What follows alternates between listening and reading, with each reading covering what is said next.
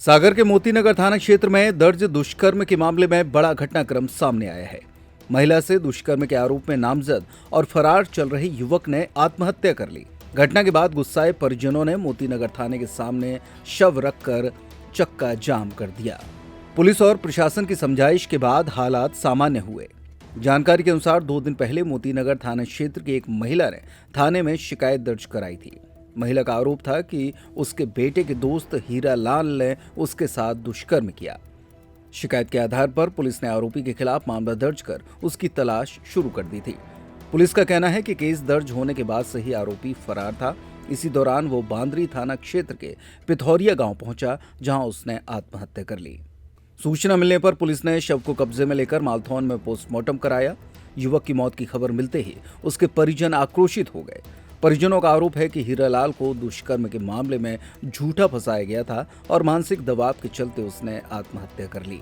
दोस्त थे लोग, आप लोग घर में थे। इसके दोस्त मेरे घर में पड़ गया था रात 12 बजे। उसकी रिपोर्ट नहीं की मैंने। 12 बजे घर पर पूरी फुटेज निकाल ले आएगी। उसके बताने के लिए घर गया। नब्दा शर्मा, कंचेरी पटेल, सब लोगों ने मिलकर मारा। ऊपर से क्षेत्र का केस जो ऐसी औरत है जो पूरे मोहल्ले में चर्चे थे कि इसका चलन कैसा है, ये खुद रखा है। अब नब्दा शर्मा जी सब लोग रखा है उसके लिए। अच्छा, ये जो दर्ज कर दी लोगों ये जो अभी लेट है आपके कौन है और किस वजह से? अच्छा, और क्यों आत्महत्या की है? इसलिए कि इन लोगों ने झूठा नाम केस दर्ज कर दिया। इन लोगों ने मिलजुल कर 2 दिन तक कुछ नहीं बताया कि 15 पैसे दो, जब छोड़ेंगे नहीं छोड़ेंगे। उसके 2 मारा है, उसको मारा भगाया रात 2 दिन तक पता नहीं चला। हम लोग थाने में आए, उसको बताया, इसको बंद कर लिया। 12 घंटे तक बंद रहा। इसको छोड़ने के पैसे मांग रहा है। फिर जब तक तुम्हारा भाई नहीं आया तब तक छोड़ने के लिए पैसे, और 2 दिन कोई जानकारी, उसके अपराध कर दिया, इतना बड़ा अपराध कर दिया, कोई जानकारी नहीं 2 दिन तक। और शाम को सब न्यूज में सब लिख रही है कि इसने आप 76 किया है ऐसा। दूसरे ने पेपर में परसों पढ़ा, उसने फांसी लगा ली। क्या नाम था भाई का? इसका हमारा हीरालाल पटेल, इसे छोटू कहते हीरालाल पटेल। नहीं, उनको जिन्होंने सुसाइड की है, उनका क्या नाम है? हीरालाल पटेल।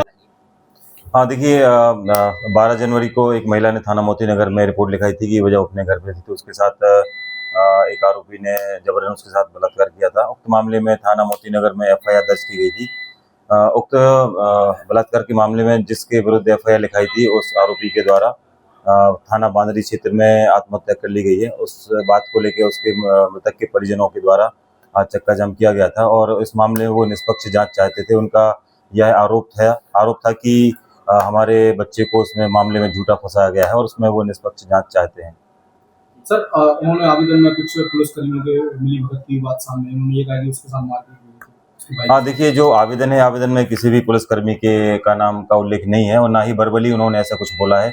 जो आवेदन दिया है उसमें 7 लोग हैं जो प्राइवेट व्यक्ति हैं और जो महिला जिसने रिपोर्ट लिखाई है उससे जुड़े हुए व्यक्ति हैं, उनके विरुद्ध उन्होंने कंप्लेंट की है और जिसकी जो है निष्पक्ष जाँच की जाएगी।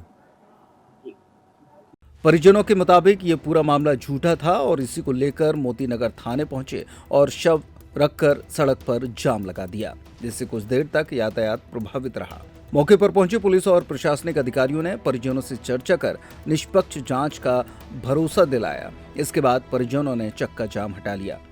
पुलिस के अनुसार मामले की जांच जारी है और पोस्टमार्टम रिपोर्ट और अन्य साक्ष्यों के आधार पर आगे की कार्रवाई की जाएगी। मृतक की लाश रख के चौराहे पर आपको समाप्त हो चुका है। क्या कुछ उन्होंने शिकायत रही, आपने क्या उनको बोला है? उसमें उन्होंने झूठे रेप केस के संबंध में शिकायत की थी, जिसके संबंध में टीआई साहब द्वारा बताया कि जांच कर रहे हैं, सीसीटीवी फुटेज निकाल रहे हैं और उनको जो आर्थिक सहायता है जो जिसके वो पात्र हैं उसके लिए शीघ्र कार्रवाई की जाएगी। उनको कुछ दस्तावेज लिख के दे दिए इकट्ठे करके तहसीलात है, उसमें रेड क्रॉस से और जो भी शासन के योजना है, अनुदान है, उससे उनको शासन की तरफ से जो सहायता मिले प्रेषित कर दी। अच्छा सर, उन्होंने पुलिस वालों पर भी कुछ आरोप लगाए, पैसे के लेन देन की बात कही, मारपीट की बात कही, तो उसके संबंध में उनको बुलाया गया अभी थाने में बैठ के उनसे पूछा जाएगा कि किस संबंध में आपके क्या बात हुई और किसने क्या। और सीएसपी सर से भी बात हुई है, बोल रहे हैं इसमें निष्पक्ष रूप से एक बार जांच कर ली जाएगी कैसे कोई लेन देन हुआ। क्या नाम है सर आपका? मेरा नाम प्रतीक कुमार रजक। नर्मदा केयर अस्पताल छतरपुर का एकमात्र सर्व सुविधा युक्त अस्पताल, जहां 24 घंटे मिलती है आपातकालीन और नियमित चिकित्सा सेवाएं। कुशल और अनुभवी डॉक्टरों की सबसे बड़ी टीम जो करती है आपकी कंप्लीट केयर।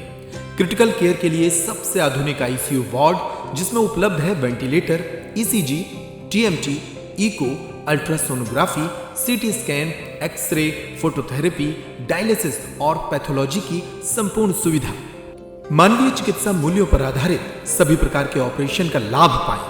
हृदय रोग, ब्रेन स्ट्रोक, पीलिया, मधुमेह, किडनी रोग, अस्थमा, डेंगू, मलेरिया के प्रभावी इलाज की सुविधा, पित्त की थैली यानी गाल ब्लैडर का ऑपरेशन, साथ ही endocrine surgery, gastrointestinal surgery सहित पेट और हड्डी से संबंधित सभी ऑपरेशन के लिए सबसे आधुनिक ओटी की सुविधा। हमारे महिला और प्रसूति विभाग में रखा जाता है जच्चा बच्चा का पूरा ध्यान। नर्मदा केयर अस्पताल में अब पाइए radiology, cosmetology, child care, dental care और मेडिसिन विभाग की आधुनिक इलाज सुविधाएं, हेल्थ इंश्योरेंस यानी कैशलेस इलाज की सुविधा। तो अपने मरीज की कंप्लीट केयर के लिए अब झांसी ग्वालियर क्यों भागना, जब सीमित शुल्क में नर्मदा केयर अस्पताल दे रहा है यह मौका आपके अपने छतरपुर में। हमारा पता है नर्मदा केयर अस्पताल LIC के सामने, जवाहर रोड, छतरपुर। हमें फोन करें 9039025934।